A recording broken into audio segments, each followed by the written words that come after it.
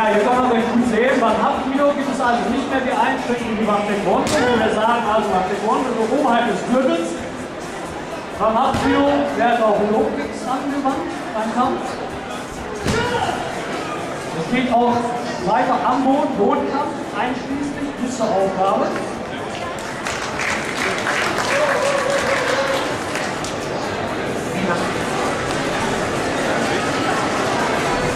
Gut, die beiden wollen sich noch ein bisschen präparieren und wollen gleich nochmal einen Kampf. Ja, jetzt hätte ich aber trotzdem mal noch eine Frage, wann kommt die Sache mit diesen Holzbrettern? Mal sehen, ob noch genug 5 Pro da sind. Gut, okay. Sie haben nämlich was ganz Besonderes mit diesen Brettern vor. Also. Okay. Solange sich die beiden präparieren für einen Schaukampf nach Art Hapkido, der sich etwas unterscheidet vom Taekwondo, die beiden Kinder hier noch einmal, die das zeigen wollen. Felix hat versprochen, dass er den Decken etwas höher ist jetzt. Okay, toll. Hallo?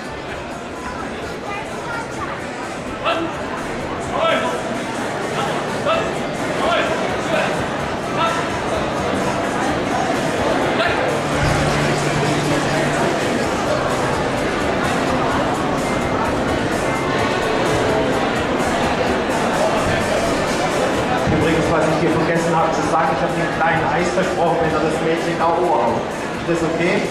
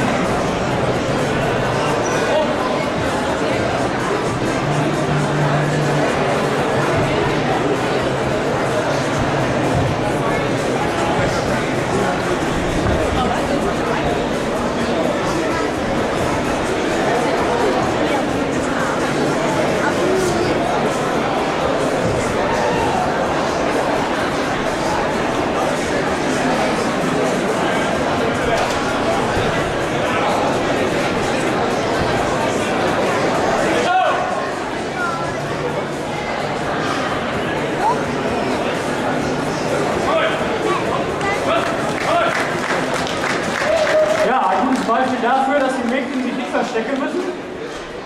Unsere Amina geht selten rückwärts, meistens vorwärts.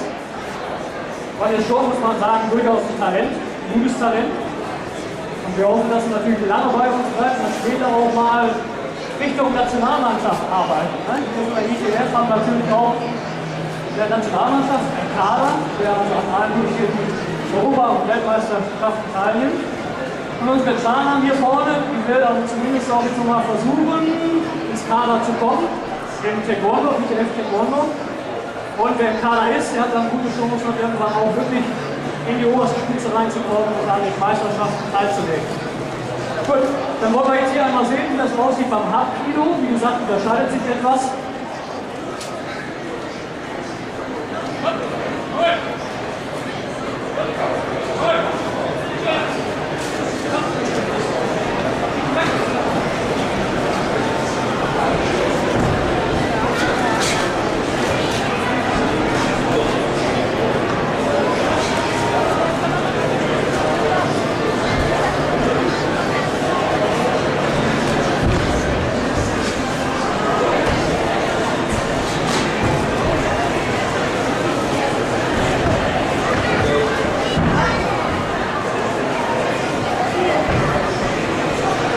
Hier kann man schon recht deutlich sehen. Werfen, festhalten, klammern, das also im Taekwondo Interloper kämpfen. Am Hapkido holen. Normalerweise haben die Hapkido-Kämpfer auch etwas offene Handschuhe, mit denen sie auch greifen können. Und hier geht es also weiter bis in den Bodenkampf, bis einer aufgeht.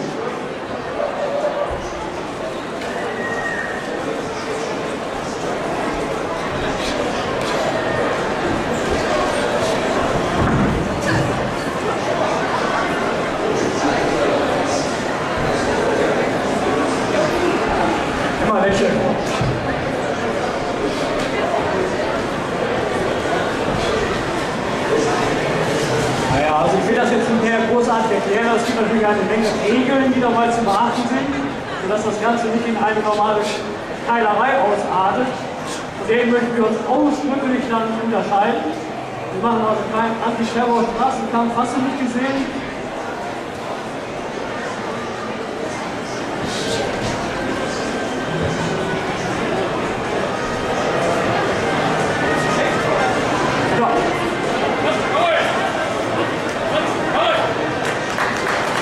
Ja, ich denke, es war einigermaßen gutes Beispiel. Und gut. Was darf es denn sein? Rennholz.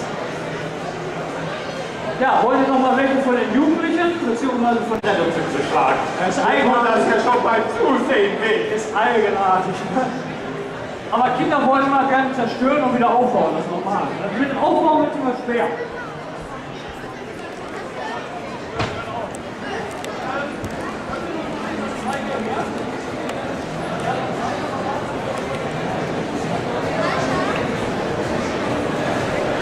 So, jetzt habe ich nochmal zwei Kandidaten hier, die wollen heute auch das erste Mal so mit dem Hochtest beginnen. Die wussten das bis eben noch gar nicht. Aber es ist halt so, wenn man die Technik einigermaßen beherrscht, sind diese Bretter von ungefähr 19 mm Stärke eigentlich kein Problem. Sehr gut. Seit wenigen Wochen bei uns und trotzdem mutige voran. Jennifer macht jetzt einen super Move.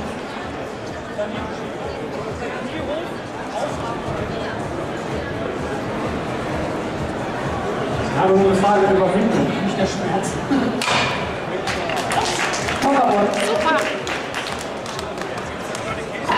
Ja, das ist einfach nur die Frage, traut man sich nicht. Und auch das, ein gewisses Selbstbewusstsein ist ja eine Geschichte, die wir bei uns ja auch trainieren möchten. Wer möchte noch? Jana? Gut.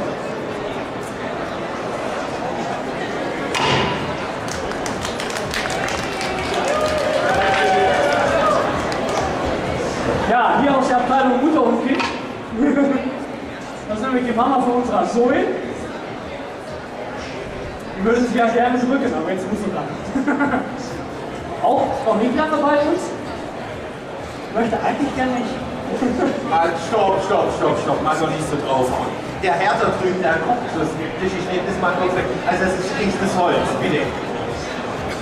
Ruhig abklopfen. Ja, bitte! Ja. So, wollen wir mal sehen, ob es angesicht ist. So, Moment, stopp. Das machen wir mal ein bisschen schwieriger. Das hier. Kann man dort mal drauf machen? Ja, da musst du vormachen. Ja, genau. Kurze Frage hätte ich mal. Wie lange braucht man eigentlich dazu, um sowas zu können? Weil das sieht jetzt hier eigentlich relativ leicht aus, aber ich gehe mal davon aus, eine gewisse Erfahrung, ein gewisses Training braucht man dazu. Ja, das hängt natürlich vom Typ ab, sag ich mal. Es gibt natürlich die großen Draufgänger, die jede und sagen, mach ich gerade mal. Die lösen das natürlich durchaus schaffen. Das sind die dann eine Notaufgabe. Ja, nur wir sind diese Menschen lieber, die eigentlich sehr vorsichtig sind, sehr zurückhaltend. Wenn ich die dazu kriege, das hinzukriegen, dann bin ich stolz. Ah ja, gut, okay. Oder aber es ist jetzt die sind selber stolz. Aber es ist nicht unbedingt, dass jetzt jeder hier nach Hause rennt, da halt irgendwas nicht bastelt und dann mal drauf tritt. Also ich gehe da keine Verantwortung. Gut, okay.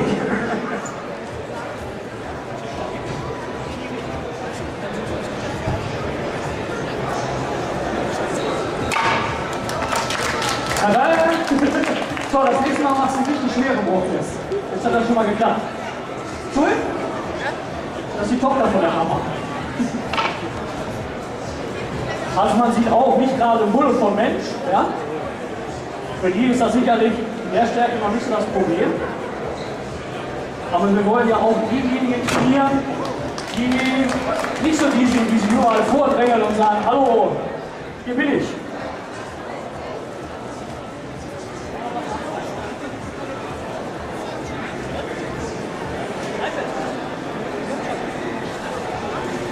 Jetzt werden die Leute mutig. Eben noch einen Anfängergrupptest gemacht und jetzt schon Handelsfußball.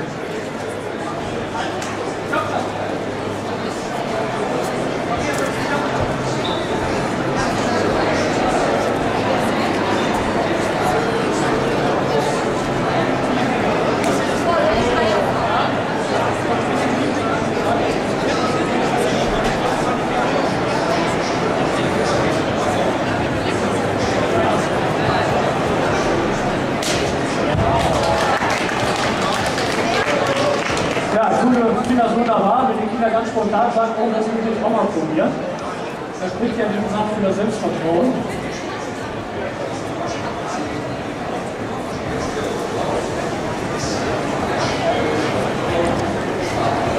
Oh, hier kommt jetzt ganz was Kompliziertes.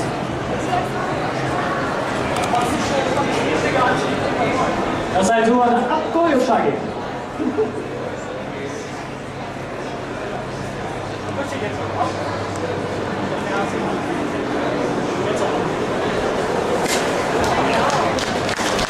So. Hatte ich schon mal erwähnt, ungefähr 3.500 verschiedene Techniken nach der Literatur, so in etwa. Also man hat sein Leben lang was zu lernen, gibt eigentlich nie ein Ende.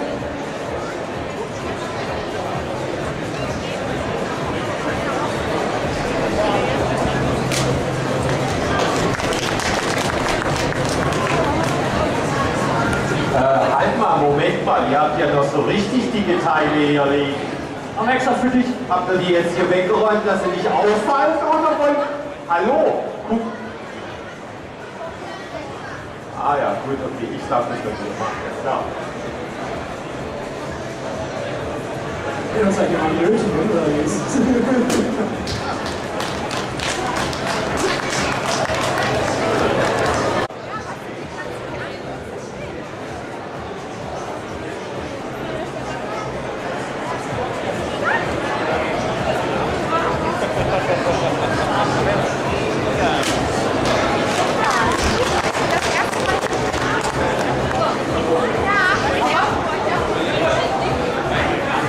So, jetzt habt ihr nur noch die dicken Bretter, sind jetzt übrig.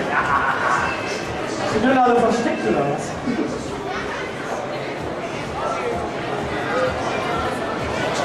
Ja, was wir jetzt hier haben, ist das eigentlich, das offizielle Brett, was wir bei Prüfungen benutzen. Das hat so 28 mm Stärke. Hat schon so ein bisschen was. Das ist also zumindest bei den über 18-Jährigen, ob Männlein oder Weiblein, ist egal.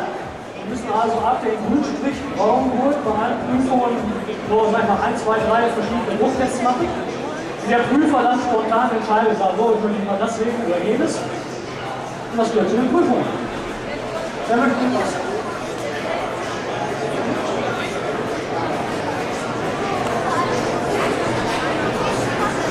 Okay, wir sehen jetzt hier einen umgekehrten Handkantenschlag. Normaler Handkantenschlag kann ja jeder.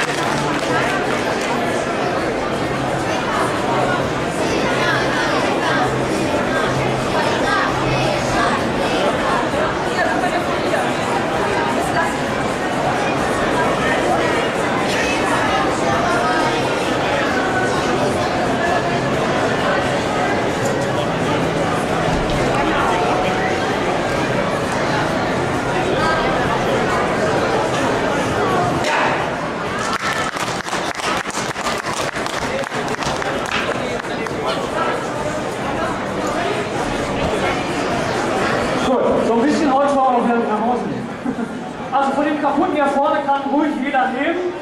Nehmt das für den Kamin mit, wenn ihr möchtet. Das müssen wir uns wieder zurücktragen. Wir wollen uns noch verabschieden wieder. Schön, danke, dass Sie zugeguckt haben. Wenn Sie mal nach Oeynhausen kommen, Werdepark besuchen, kommen Sie mal rein. Ja, wir sind direkt im Fenster vorne an der Hauptstraße, da wo der Blitzer ist, da sitzen wir auch. Gut.